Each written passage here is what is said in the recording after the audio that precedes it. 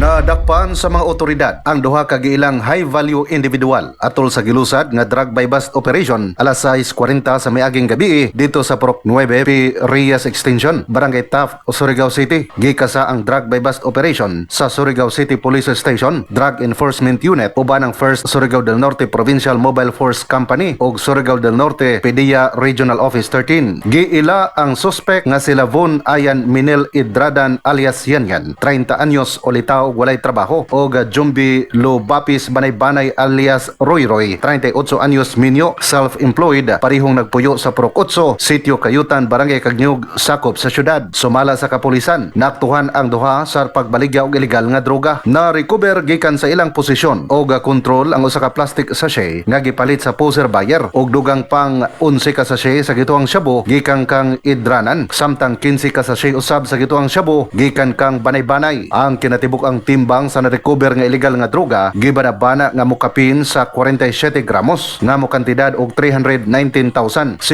pesos. Na-recover usab ang usa ka 1,000 nga mark money, duha ka itom nga coin purse og duha ka assorted nga cellphone. Ang duha ka suspect og tanan nga kumpiskar nga ebidensya ang ana karon sa kustodiya sa Surigao City Component Police Station alang sa hustong disposisyon o gikatakdang pagpasaka og kaso nga Republic Act 9165 kon Comprehensive Dangerous Drugs Act of 2002. Mga katropa, para sa instant nga energy, pagtumar o premium D3 alang sa nagkayusang Pilipino para sa Pilipinas, kini si katropang Lemuel Pagalaran Ukay, XFM News.